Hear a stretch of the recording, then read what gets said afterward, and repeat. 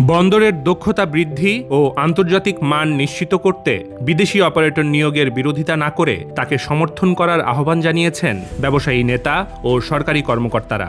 17 August গুলশানের একটি হোটেলে লজিস্টিক খাতের চ্যালেঞ্জ ও সম্ভাবনা বিষয়ক এক গোলটেবিল বৈঠকে তারা এই দাবি জানান। বৈঠকে প্রধান অতিথি হিসেবে উপস্থিত ছিলেন নৌপরিবহন মন্ত্রণালয়ের জ্যেষ্ঠ সচিব মুহাম্মদ ইউসুফ। তিনি জানান, ক্যাপিটাল বাড়াতে হলে প্রত্যক্ষ বৈদেশিক বিনিয়োগ বা এফডিআই আসতে হবে।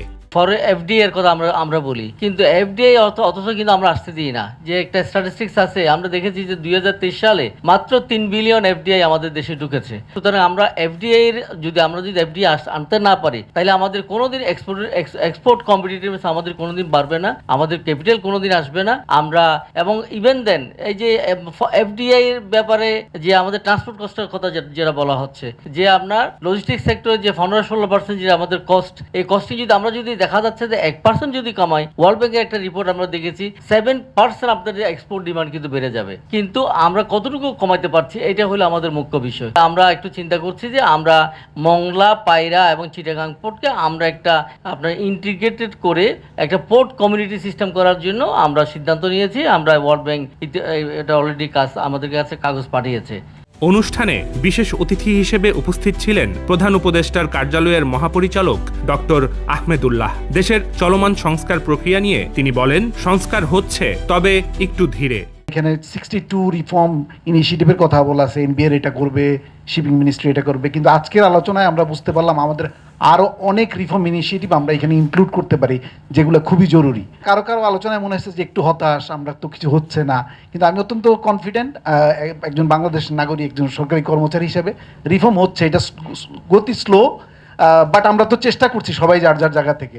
কিন্তু ব্যুরোক্রেসি যে শব্দটা সব জায়গায় বলা হয়, আসলেই সেটা মানে একটু স্লো। এটাকে হয়তো আমরা ওভার টাইম আমরা সবাই মিলে কাজ করলে এটাকে আমরা স্পিড আপ করতে পারবো। বৈঠকে সভাপতিত্ব করেন দ্য ফাইন্যান্সিয়াল এক্সপ্রেসের সম্পাদক শামসুল হক জাহিদ। তিনি বলেন, লজিস্টিকের খরচ কমানো গেলে রপ্তানি আয় বাড়ানো সম্ভব। লজিস্টিক্স বিকজ অফ ইম্পর্টেন্স এই জন্য, আমরা যদি 25% of the expenses on logistics কমাতে পারি, আমাদের 20% বেড়ে যাবে, রপ্তানি আয় বেড়ে যাবে। শুধু সেটা না, আপনাদের অনেক সমস্যা আপনারা বললেন যার জানেন থেকে, কিন্তু এই যে cost involve starting from producer to the down to the destination, যে কনজিউমার হলো লাস্ট টাইম, সে কিন্তু পে করতেছে, আপনারা পাস অন করে দিবেন সমস্ত আপনাদের যে কষ্ট যেগুলো বললেন, আপনারা টাকাটা কিন্তু ওখানে যোগ করে দিবেন, বিয়ার করবে সেই কনজিউমার। অতএব আমাদের তাদের কথাও মনে রাখতে হবে যখন আমরা লজিস্টিক্সের কথা চিন্তা করব। ইন্ডিপেন্ডেন্ট ইউনিভার্সিটি বাংলাদেশের অধ্যাপক মোহাম্মদ মামুন হাবিব গোলটেবিল বৈঠকে মূল প্রবন্ধ উপস্থাপন করেন। এ সময় তিনি তার উপস্থাপনায় লজিস্টিকের চ্যালেঞ্জ ও সম্ভাবনাগুলো তুলে ধরেন। So as we are talking about the Bangladesh, so we are not going to the global logistic industry, but there is some of the relationship. As when you work in the logistic industry, we are doing the export import with the international level. So you have to know what is the common challenges all over the world. I just like to mention the few key issues here. This is a very common issues all over the world, improving the supply chain visibility. Unfortunately, our existing supply chain is not visible.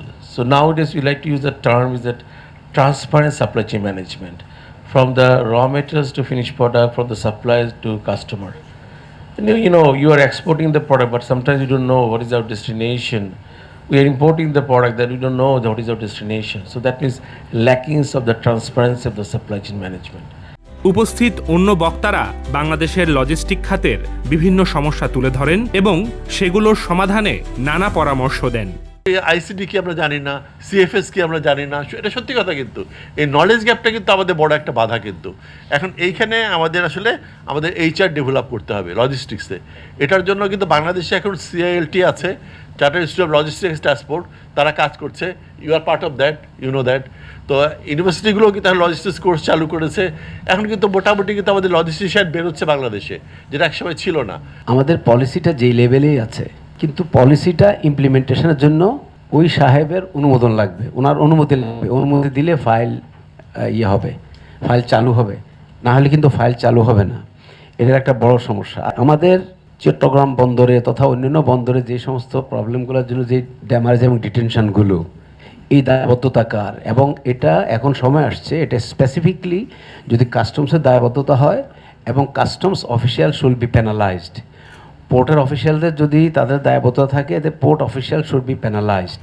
Why an importer will be penalised? তো এটা তো সরকারের যে বৃহত্তর সংস্কারের বিষয় না, এগুলো হচ্ছে যেগুলো আমাদের বিজনেস প্রতিবন্ধকতা ক্রিয়েট করছে এই মুহূর্তে, সেগুলোর সমাধান করার জন্য এই আইনগুলো পরিবর্তন করা, সেগুলোর সবার সাথে স্টেকহোল্ডারের সাথে কথা বলে এগুলোকে নিয়ে একটা অর্ডিন্যান্স করা যায়, তারপরে এগুলো চেঞ্জ করা যায়। এগুলো কিন্তু খুবই জরুরি।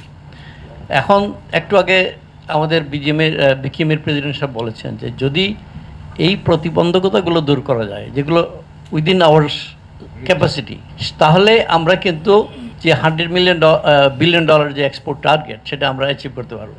উপস্থিত বক্তারা আরও বলেন, বন্দরে বিদেশি অপারেটরের বিরোধিতা নয়, সমর্থন করা উচিত। চট্টগ্রাম পোর্ট হচ্ছে একটা সেবামূলক প্রতিষ্ঠান, দেশের রপ্তানিকে, অর্থনীতিকে, দেশের আমদানি রপ্তানি এবং ব্যবসায়ীদেরকে সেবা দিবে। সেবামূলক প্রতিষ্ঠান তো প্রফিট করার অর্গানাইজেশন না। তারপরে চট্টগ্রাম পোর্ট কিন্তু কখনোই লসে ছিল না, এখনও লসে নাই। বর্তমান সরকার একটু উদ্যোগ নিয়েছেন যে এখানে ওই হ্যান্ডলিংয়ে বিদেশিদের নিয়োগ দেওয়া।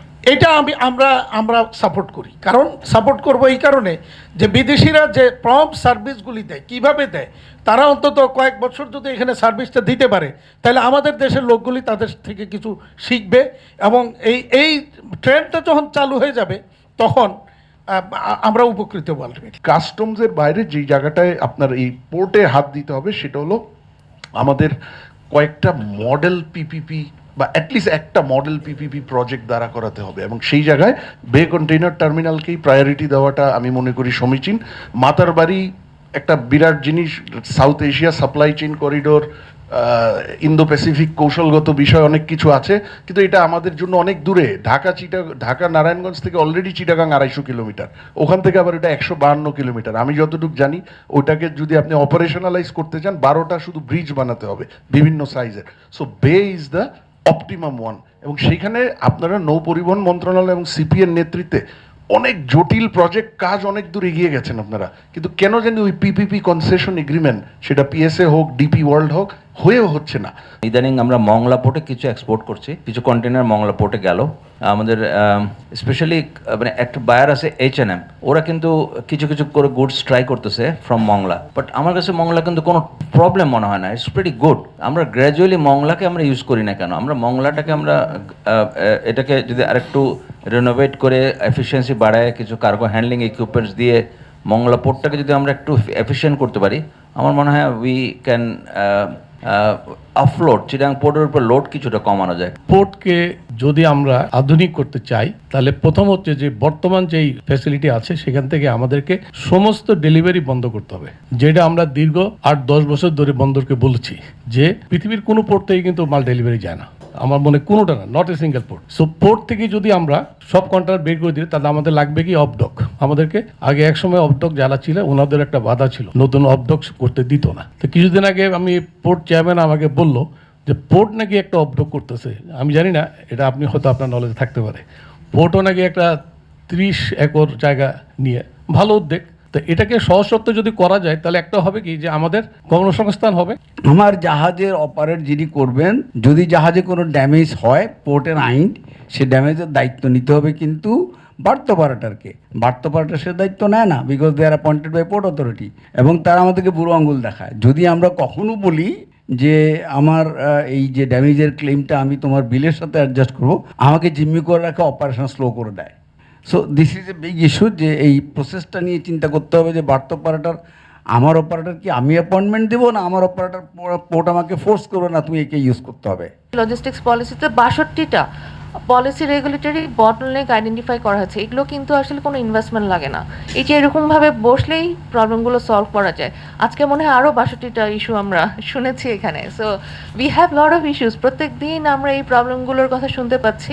একটু উদ্যোগ নিলেই এই যে বিভিন্ন মন্ত্রণালয়গুলো থেকে যদি বসা হয়, যেমন আজকে পোর্টের অনেক ইস্যু উঠে এসেছে। আমরা যদি ল্যান্ড পোর্টের কথা বলি, যারা ল্যান্ড পোর্ট দিয়ে ট্রেড করছেন ওনারা শুনছেন, বিভিন্ন জায়গায় যখন যাচ্ছেন ল্যান্ড পোর্টের ইস্যু শুনছেন, ইনল্যান্ড ওয়াটারওয়েজের ইস্যু হয়তো শুনছেন। এয়ারপোর্ট নিয়ে আজকে খুব বেশি আলোচনা হয়নি, অল্প একটু আলোচনা হয়েছে, কিন্তু আমরা জানি যে এয়ারপোর্টেও আমাদের সমস্যা আছে।